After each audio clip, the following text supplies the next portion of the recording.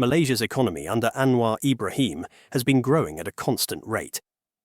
Here's a graph with data published by the Department of Statistics in Malaysia showing the GDP growth rate of the country by quarter. As you can see, the quarter when Anwar was elected into office was the fourth quarter of 2022. Although, obviously, the economic impact on that quarter was driven by the previous administration.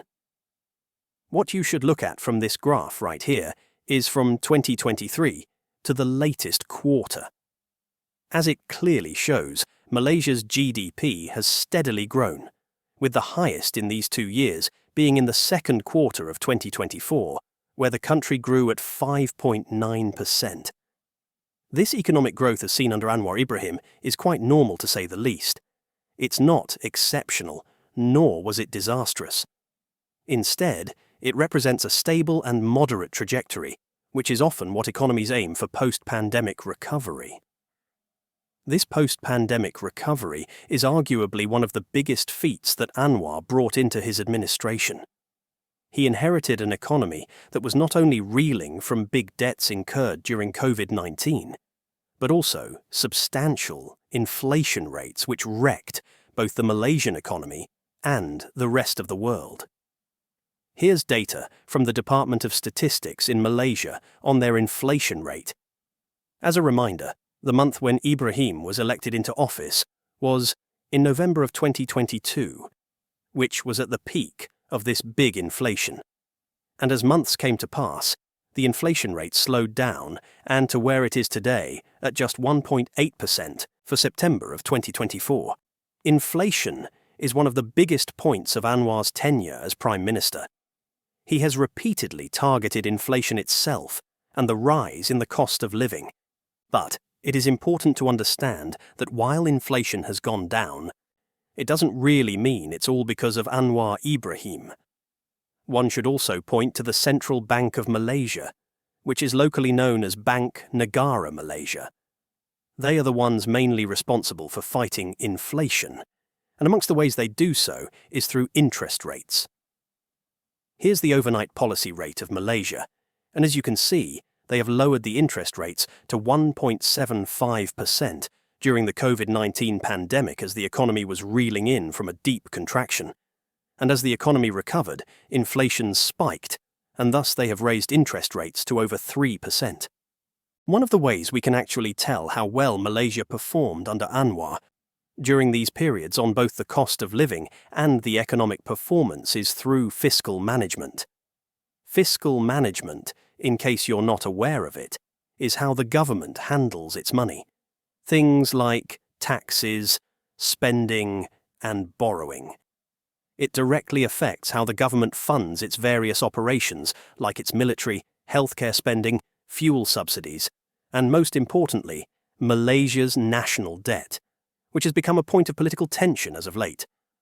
The reason why fiscal management is so attached to a country's leader is because the leader sets the priorities for how the government spends and manages its money. Let's first start with their 2024 budget and see what Anwar tried to spend their money on, and whether it was responsibly done. When Anwar announced the 2024 budget of Malaysia themed Reformasi Ekonomi, Memperkasakan Rakyat, economic reform, empowering people, he had aimed to allocate 393.8 billion Malaysian ringgit, with 303.8 billion to be used for operating expenditure, 90 billion for development expenditure, and the remaining 2 billion in contingency savings.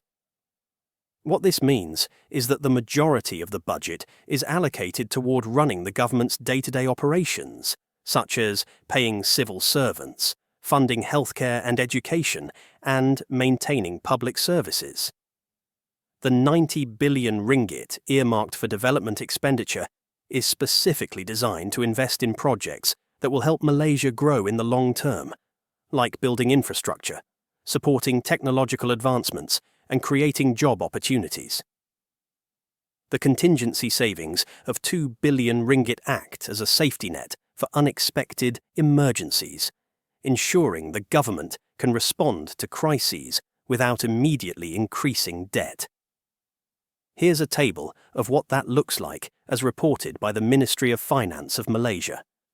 As you can see, this 393 billion ringgit is divided into different categories of where it must be spent. There are subsidies here, supplies and services, economic spendings, and even debt service charges, which take up over 12.6% of the entire budget. Unfortunately, Malaysia can't really finance all these from taxes alone, and so they must borrow the money. Here's a graph to show you where their revenues come from. As you can see, they are expected to raise the same amount of money, 393 billion ringgit, and 44.4% of it largely comes from income taxes, followed by borrowings and use of government's assets at 21.9%. This is where the borrowings comes from.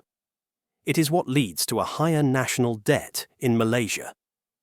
So, does this indicate that Anwar Ibrahim's government is incompetent because they are spending more than they can generate from revenues? Well, not really. Spending more than generating is normal for any country out there. It's what we call a fiscal deficit. What you should look at is the amount of deficit there is. Spending more than 1 or 2% over the budget is good, but spending more than 10% might not be ideal, especially if done long-term. Here's a graph on the federal government overall and primary balance. The overall balance is the total difference between the government's revenue and its expenditures, including interest payments on debt. Meanwhile, the primary balance excludes those interest payments, giving a clearer picture of how the government is managing its day-to-day budget without considering past debts. As you can already tell, there are deficits, but it actually shrunken, especially compared to previous years. In 2022, the deficit was over 5.6% for the overall balance, but Anwar's government presented a budget with a lesser deficit of just 4.3% in 2024, although it is still much higher compared to pre-COVID years. Further, it is also important to understand that from 2020 to 2022, the reason why the deficit was so big was because of the COVID-19 pandemic. The government had to borrow money to stimulate the economy and ensure that the COVID-19 does not cause deep impacts. Now, let's talk about how Anwar eased the deficit, as well as how he managed to address the cost of living. The most important way he has done to help ease the deficit is by increasing the service tax from 6 to 8%. This wasn't really a famous action by Anwar. Some believe that it will hurt consumers as it will increase prices on certain goods, like logistics services, brokerage, underwriting, and entertainment activities like karaoke.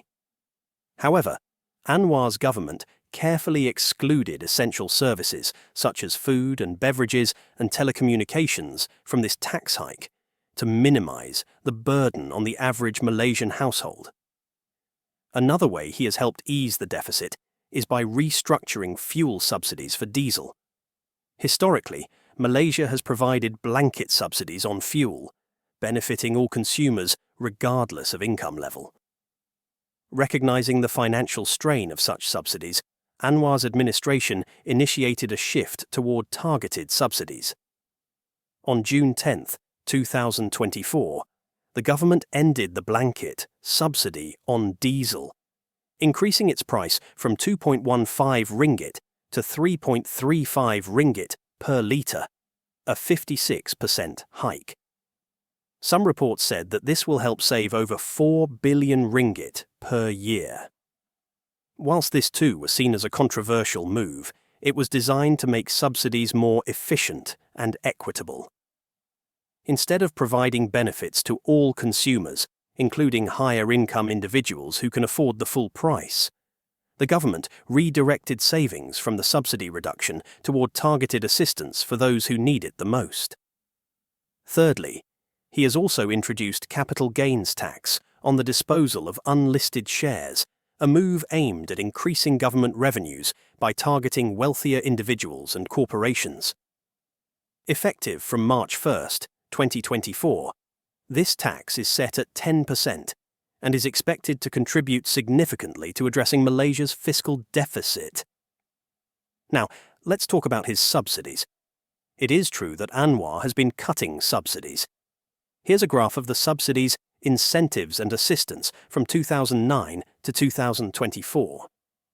You can see that from 2022 to 2024, the subsidies were cut every single year. But that's also because the subsidies were enormous, as it was driven by the COVID-19 pandemic. It's normal for them to cut it, as subsidies aren't really sustainable in the long term, especially when they are applied broadly rather than being targeted to those who need them the most.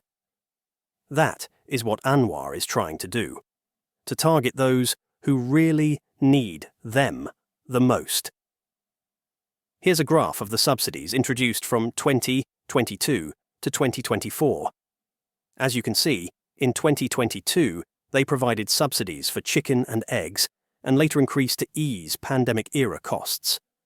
Then, energy subsidies were adjusted to favour low-usage households, while programs like Sumbangan Tunai Rahmah, STR, and Sumbangan Asas Rahmah, SARA, were launched, providing financial aid to low-income families and the hardcore poor. In 2024, the blanket subsidies for chicken were abolished, electricity rebates were limited to low-usage consumers, water tariffs were revised, and targeted diesel subsidies were introduced.